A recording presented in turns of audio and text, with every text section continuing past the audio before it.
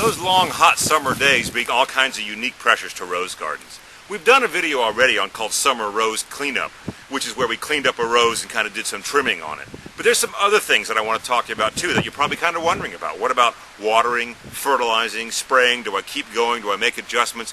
What can I do in order to best set my roses up for their fall bloom during the hot dog days of summer?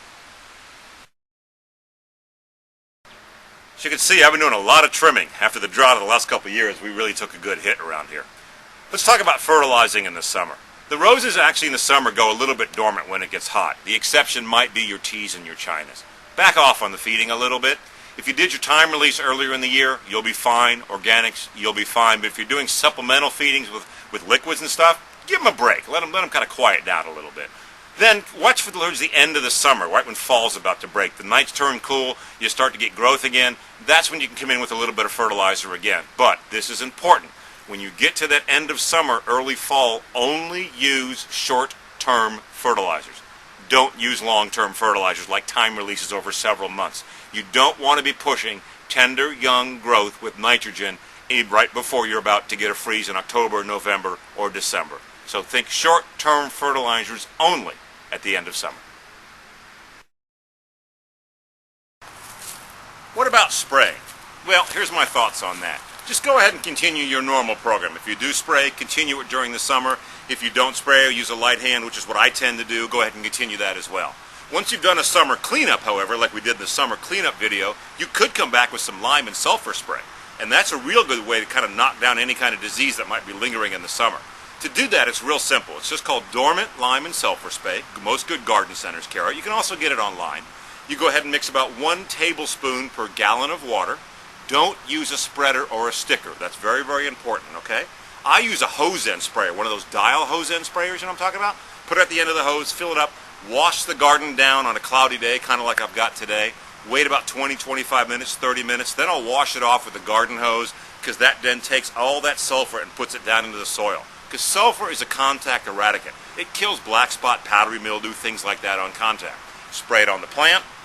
That'll kill the disease on the plant. Wash it off. Let it go down into the mulch. That'll kill the disease in the mulch. The other reason you want to clean it off the plants is to avoid burn. Because when the sun comes out, it will burn a lot of the old foliage. But then again, in the summertime, I don't mind so much seeing some of that old foliage go anyway. Mulch is incredibly important in the summertime because it keeps the root zone cool, keeps the plants moist, and just less stress on your roses. Now, one of the things you hear about with mulch all the time is what kind should I use? Should I use pine? Should I use hardwood? To me, a lot of that answer has to do with what kind of soil or what kind of water you have. And that comes down to your pH, which is basically the pH of the soil. Roses like neutral, 6.0, 6.5, something like that. Here in the upstate of South Carolina, my soil tends to be acidic. So I'm not going to use pine. It's acidic. I'm going to use hardwood. If I lived in an area where the soil was more alkaline, maybe up above 7, 7.5, then I might use pine in order to bring it down a little bit. Talk to your independent garden center. They'll be able to help you with something like that. Second thing you hear about mulch all the time is fresh mulch robs nutrients from the soil as it breaks down. To some degree that's true because that's what it does to break down. It needs nitrogen. And it's going to pull it from 2 directions. It's going to pull it from the air and it's going to pull it from the dirt underneath. So it could potentially rob my roses of some nitrogen. Here's a tip. This is what I do. I make sure that my layer between this mulch, which is fresh, and the bare soil underneath, there's a layer of well-rotted compost. Because what happens when all of this stuff breaks down, compost breaks down, it then releases nitrogen in the other direction. It reverses. It takes nitrogen and releases it back into the air and back into the soil.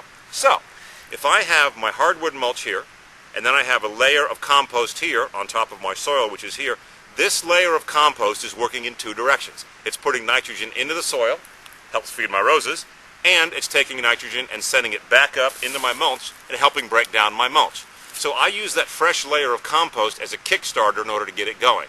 That's also why I recommend you never, ever take the old mulch out because it is now broken down. So by putting the new layer on top next year, then that whole cycle begins again, and then you have your nitrogen-producing mulch with your fresh mulch on top. That's why you never want to clean it out. Now, I've got a really nifty composter I want to show you, though. This is my composter. It's a good boy. This is Fozzie. He works 24/7, 365 days a year, and I get some of the best living compost you can ever find. Now he's a big boy, and I know some of you probably have smaller gardens. And for you folks who have smaller gardens, well, we also have a compact model.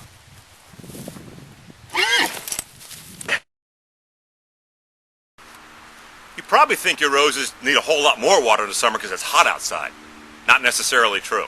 Remember I've been talking a little bit about how roses go kind of dormant, semi-dormant in the summertime? They actually use less water, okay? They need most of their water really in the spring when they're pushing new growth and new blooms, and then again they're going to need water in the fall because again they're pushing out some new blooms and they're getting ready for winter. But in the summertime, you actually find that you probably will back off on your watering a little bit. Now how often should you water in the summer? I can't really give you that answer because I don't know where you live or what kind of soil you have. That's really what's going to do it. So you're going to have to trust your gardener's instincts on this. But let me give you a little test that you can use to kind of get an idea of how long you can go between waterings. Here's what I want you to do.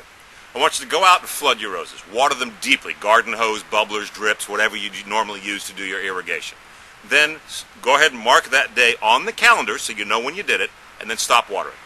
Watch the roses, okay? When they start to droop a little bit, you've waited one day too long between waterings. That's going to give you an idea. So if you watered it the 1st of July and they started to droop the 15th of July, you know you can go almost 2 weeks between waterings. And then what you want to do when you water again is flood them again. Why? Because you want to push those roots deep. You don't want to keep them. You want to make them go look for water. And by getting that water deep, that's exactly what's going to happen. You will actually find the time between waterings will probably increase as the roots go deeper. Okay? Now the second tip I can give you about watering is absolutely make sure you keep the gardener hydrated as well, because that's important when you're out working in the heat. Last thing I want to talk about is leaf drop. What is that? You see leaves turning yellow, you see less leaves on the plant in the summertime. It's normal. It's hot outside. A lot of plants lose some water through their leaves, so they shed some of their leaves because less foliage, less water loss. It's a conservation measure. You see it during a drought too, by the way. The roses will almost be completely defoliated, but they're still alive. They're conserving themselves is basically what they're doing. So that's some summer chores you can go ahead and do. Back off on the feeding a little bit, check your mulch, continue to spray or not spray, depending on what you prefer to do. And the watering, try to see how long you can go between watering. Let's try to push those roots deep. That's a long-term health thing. So once you've done your cleanup on your rose plants themselves, there's a few more summer chores now for you to take care of, and that'll get the best out of your roses come fall.